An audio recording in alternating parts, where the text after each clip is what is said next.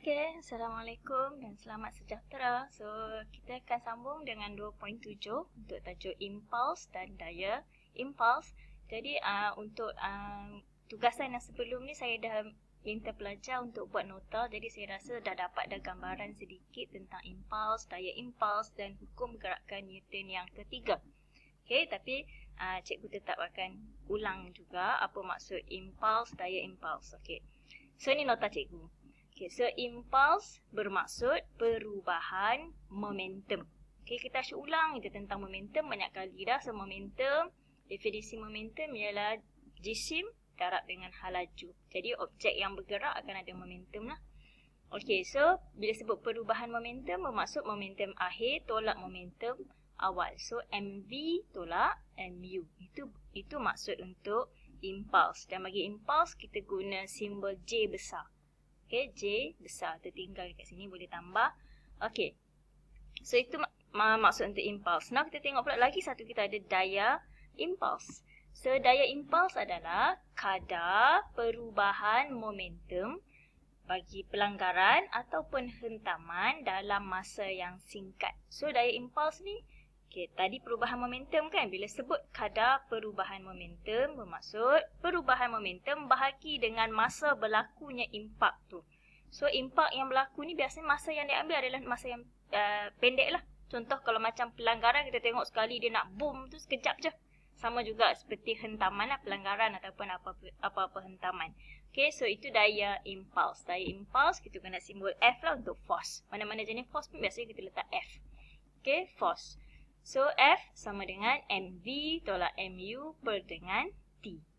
Okay, nampak tak kaitan dia? Okay, so kalau daripada sini, kalau kita nak dapat balik MV tolak MU, sama juga dengan F darab dengan T. Yang tu boleh tengok dalam buku teks pun dia ada letakkan. Nampak tak kat sini? Okay, ni dalam buku teks kan. Impuls J sama dengan MV tolak MU, sama juga dengan FT. So, FT ni setelah kita gabungkan dengan daya impuls. Okey? Boleh. Okey. Okey, daripada persamaan daya impuls F sama dengan MV tolak MU per T. Okey, kita boleh dapat satu perkaitan di sini. Sekiranya perubahan momentum MV tolak MU adalah malar. Okey, sini MV tolak MU ni tetap ataupun malar.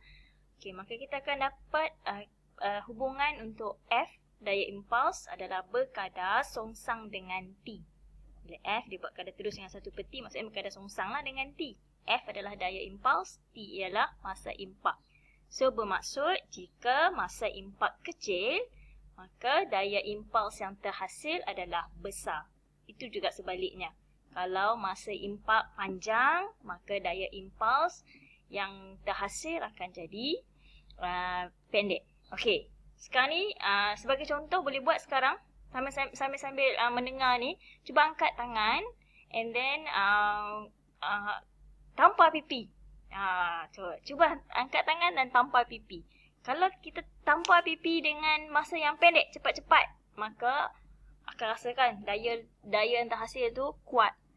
Tu contohlah tu masa impak.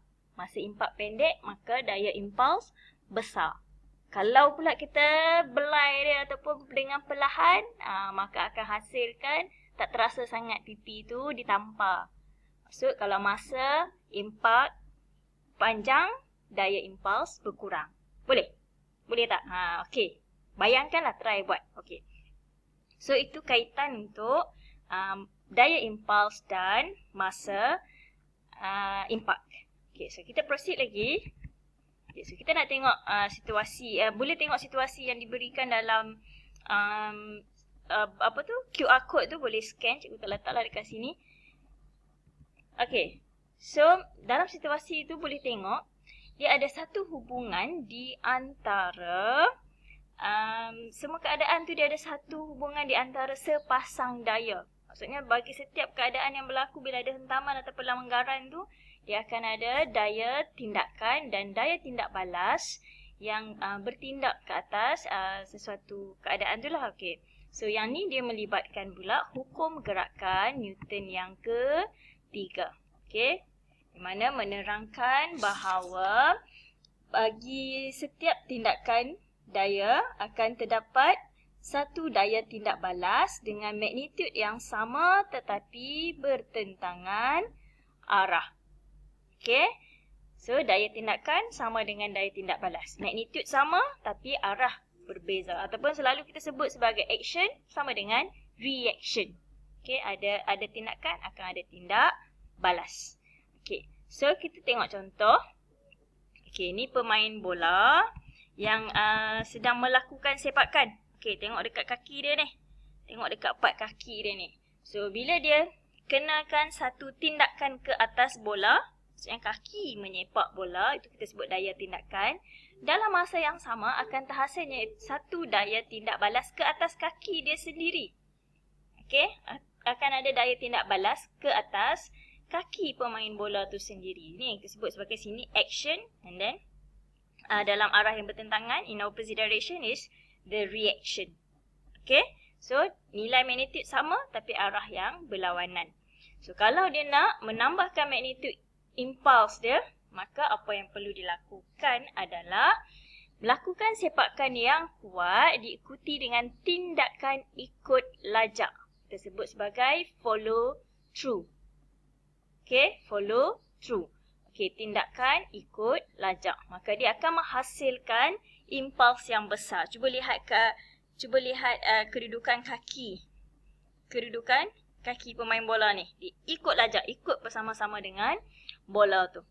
Okay, dengan cara ni, bola tu akan mengalami perubahan momentum yang besar dan akan bergerak dengan halaju yang lebih tinggi. Ini cara untuk menambah magnitude impulse. Selain daripada contoh pemain bola sepak, kita boleh juga tengok contoh untuk pemain golf. Bila dibuat hayunan ke atas bola golf pun, yang tu pun dibuat tindakan ikut lajak. Sama juga macam pemain bowling, bila melepaskan bola bowling pun dia akan buat tindakan ikut lajak untuk hasilkan perubahan momentum yang besar supaya bola tu akan bergerak dengan halaju yang lebih tinggi.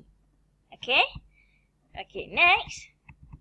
Kita ada juga situasi untuk mengurangkan daya impuls. Ada certain keadaan daya impuls tu perlu dikurangkan. Caranya macam mana? Sebab tadi dah tengok dah hubungan kan.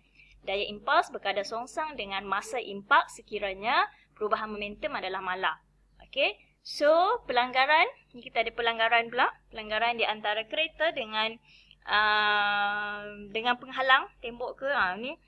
So, bila berlakunya pelanggaran, maka dan kereta tu berhenti, maka dia akan mengalami satu perubahan momentum.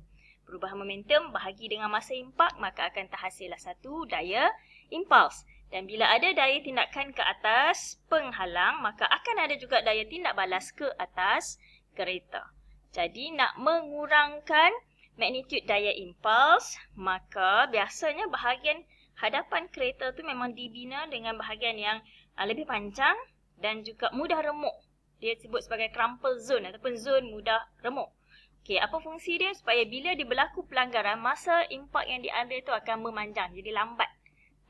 Dia ambil masa yang lebih lama untuk berlakunya hentaman tu. Maka dengan cara tu, daya impuls ke atas kereta akan dikurangkan. Boleh? Okey. So, jangan komplain lah kereta depan cepat remuk apa semua tu. Yang tu memang salah satu safety features. Okey, langkah keselamatan dalam kenderaan untuk zon mudah remuk tu untuk memanjangkan masa impak. Okey, tu kalau kita nak mengurangkan daya impuls dengan cara panjangkan masa impuls. Masa impak. Sekarang ni ada juga situasi di mana kita perlu meningkatkan daya impuls. Lain tadi tu nak mengurangkan daya impuls. Sekarang ni meningkatkan pula daya. So nak meningkatkan daya nak buat macam mana? Terbaliklah pula keadaan. Sekarang kita kurangkanlah pula masa impak. Okey? Masa impak dikurangkan. So yang ni benda yang simple lah hari-hari kita buat.